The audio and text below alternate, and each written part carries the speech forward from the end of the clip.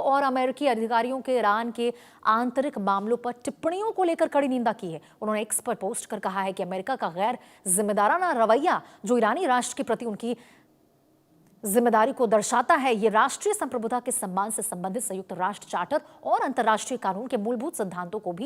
का भी घोर उल्लंघन है। ईरानी विदेश मंत्रालय ने इसे ईरानी नागरिकों के खिलाफ हिंसा और आतंकवाद को भड़काने के समान बताया है।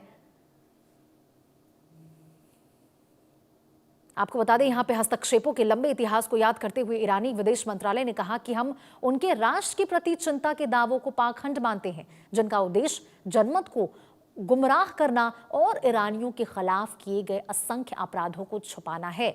तो इस प्रकार से यहां पर बता दें, ईरान की ओर से भी कहा गया है कि यह गैर जिम्मेदाराना जो हरकत है वो ट्रंप की ओर से की गई है। संजीव श्रीवास्तव जी, देखिए तमाम अब ट्रंप के इस कार्रवाई, यहां पर आपको बता दें जो ईरान के प्रति उनकी दादागिरी को दर्शाता है, ये इस तक जानकारी निकलकर यहां पे सामने आ रही है। संजीव जी, देखिए, यूनाइटेड स्टेट्स ऑफ अमेरिका के द्वारा अभी जो जिस तरीके से वेनेजुएला पर हमला किया गया और वहां के राष्ट्रपति और उनकी धर्मपत्नी को कैप्चर करके किडनैप करके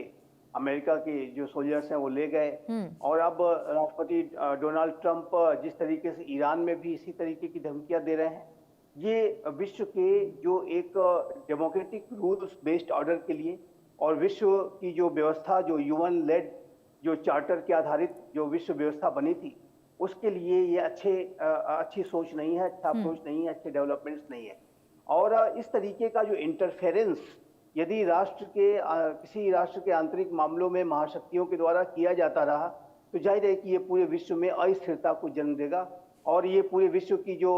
व्यवस्था है, जो यूएन लेड चार्टर आधारित जो व्यवस्था है, जिसमें कि ये स्पष्ट है कि हर एक राष्ट्र को एक दूसरे की, चाहे वो कितना भी बड़ा महाशक्ति क्यों ना हो, दूसरे की सॉवरेनिटी, उसकी टेरिटोरियल इंटीग्रिटी का सम्मान करना होगा। और इस तरीके का इंटरवेंशन कि आप किसी राष्ट्र के ऊपर हमला करके वहाँ के राष्ट्रपति को ही बदल दें और फिर उसके बाद दूसरे किसी राष्ट्र में जहाँ कहीं भी अगर कुछ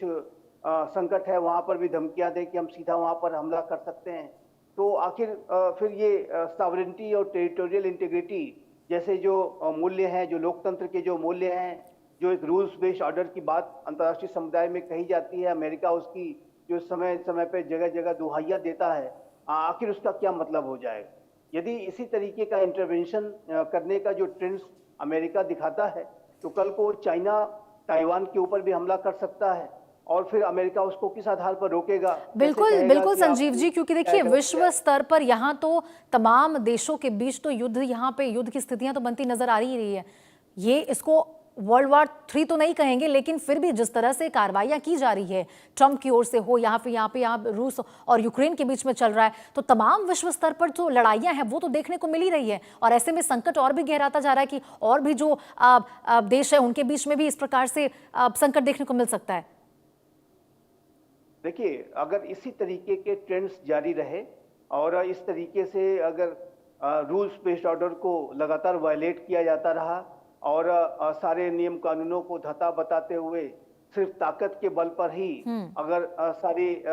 लक्ष्यों को हासिल करने की प्रवृत्तियां, महाशक्तियां जो कि अपने आप को कस्टोडियंस ऑफ डेमोक्रेसी कहती है, जो कहती हैं कि हम पूरे विश्व में जो व्यवस्था को बनाने के लिए संकल्पबद्ध हैं, अगर वो इसको लगातार वायलेट करेंगे तो फिर ऐसी संभावनाओं से इनकार नहीं कर सकते कि कोई थर्ड वर्ल्ड वॉर भी हो सकती है। और इस तरीके का लगातार जो वायलेशन अगर महाशक्तियों के द्वारा किया जाता रहा तो जाहिर है कि ये पूरे विश्व में कियोस को, अस्थिरता को, अराजकता जैसी स्थितियों को जन्म देगा और ये पूरे विश्व के भविष्य को बहुत बड़े संकट में डाल सकता है। आज पूरी दुनिया जाहिर है कि बारूद जो न्यूक्लियर वेपन्स का जो जखीरा है उस पर बैठी हुई है, और जाहिर है कि किसी भी तरीके का गलत निर्णय कोई भी बड़े कॉन्फ्लिक्ट्स को जन्म दे सकता है, और जाहिर है कि ऐसे में इस बात की नितांत आवश्यकता है कि जो महाशक्तियां हैं, जो अमेरिका जैसी जो बड़ी और सुपर पावर्स हैं, उनको अपने जिम्मेदारियों को समझना होगा और अपने कदमों को ठीक तरीके से उस पर लगाम लगाते हुए ही कोई कार्रवाई करनी होगी। देखिए, ड्रग्स ट्रैफिकिंग का जो विषय है और अनेक तरीके की जो राष्ट्रों के अंदर जो समस्याएं हैं वो अपनी जगह है, लेकिन उसका समाधान ये नहीं है कि आप किसी भी राष्ट्र के अंदर इस तरीके का सीधा इंटरवेंशन कर दें, कोई मिलिट्री कार्रवाई करके वहां पे पूरी स्थितियों को बदल दें। किसी भी राष्ट्र में इस तरीके के जो बड़े बदलाव होते हैं, कोई भी राष्ट्रपति प्रधानमंत्री अगर उससे लोग असंतुष्ट है तो वहां के लोगों की जिम्मेदारी है कि वो चुनावों के माध्यम से उसे बदलें। बिल्कुल संजीव जी, ये बात आपने बिल्कुल सही कही कि अमेरिका को कहीं ना कहीं अपनी जिम्मेदारी समझने की जरूरत है यहाँ पे। वापस आते हैं उस खबर पर संजीव जी, जहाँ पे बांग्लादेश में लगातार हिंदुओं के खिलाफ अत्याचार बढ़ता है यहाँ पे नजर आ रहा है। अब सवाल यही देखिए उठता है कि आखिर कब जाकर बांग्लादेश में अल्पसंख्यकों को जो निशाना बनाया जा रहा है उसमें रोकथाम देखने को मिलेगी, क्योंकि देखिए वहां जो अल्पसंख्यक अब मौजूद हैं वो काफी डरे सहमे से हैं, क्योंकि उनको वो छुपकर दुबक एक तरह से रहने को मजबूर है, जिस प्रकार से खबरें निकलकर सामने आ रही है लगातार उनके खिलाफ अत्याचार के। देखिए, ये 12 फरवरी को जो यहाँ पे इलेक्शंस कराए जा रहे हैं, उसके बाद एक जो निर्वाचित सरकार जब वहाँ पे स्थापित होगी और इस बात की प्रबल संभावना दिखाई देती है कि बांग्लादेश नेशनलिस्ट पार्टी, जो कि तारिक रहमान के नेतृत्व की वर्तमान समय में पार्टी है, उनकी माता का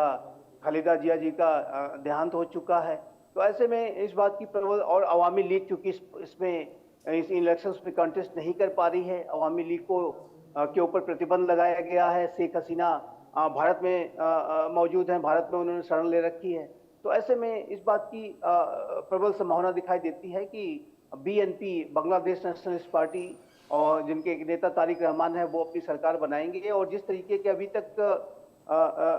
रिपोर्ट्स आ रही हैं कि इस पार्टी की तरफ से जो इन ऐसी घटनाओं को लेकर के जाहिर है कि ये एक अपना अप्रोच भी स्पष्ट किया गया है कि वो सभी को साथ में लेकर के चलेंगे। हिंदू, मुस्लिम, सिख, ईसाई सभी के विषयों को उन्होंने एड्रेस करने की और ऐसी घटनाओं पर लगाम लगाने की भी बात कही है। तारिक रहमान जब लंदन से वापस आए थे तो पहला उन्होंने संबोधन जो दिया था ढाका में, उसमें उन्होंने इस तरीके की घटनाओं को रोकने की बात कही थी। लेकिन मैं फिर से इस बात को कहना चाहता हूं, और एक जाहिर है कि एक आने वाले समय में 12 फरवरी के पहले ये जो रेडिकल इस्लामिस्ट अतिवादी ताकतें हैं, आतंकपरस्त ताकतें हैं, वो ऐसी घटनाओं को और बिल्कुल संजीव जी, लेकिन देखिए यहाँ पे बात करें ईरान में जिस प्रकार से गैर जिम्मेदाराना हरकत ईरान के विदेश मंत्रालय की ओर से कहा गया है ट्रंप को लेकर, वहां पे कहीं ना कहीं ट्रंप जो है वो जेंजी के समर्थन में नजर आ रहे हैं, जेंजी के साथ नजर आ रहे हैं, तो ऐसे में सवाल खड़े हो रहे हैं कि क्या एक और जंग यहाँ पे ट्रंप करते नजर आएंगे? देखिए, जेंजी के समर्थन में आकर के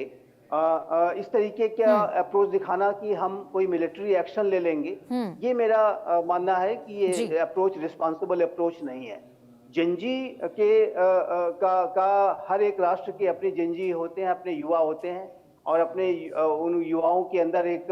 जो भी असंतोष होता है उसको उस राष्ट्र के अंदर जाहिर है कि उनके नियमों कानूनों के तहत ही उन्हें एड्रेस किया जाना चाहिए। महाशक्तियां अगर इस आधार पर की किसी राष्ट्र का जेंजी अगर वहां पे लोगों के खिलाफ है, इस वजह से हम आपके साथ खड़े हैं और हम अपनी सेना हम भेज दें और आपके राष्ट्रपति और प्रधानमंत्री को उठा ले जाएं, तो ये जो तरीका है, ये जो इस तरीके का जो समर्थन अगर अमेरिका करता है,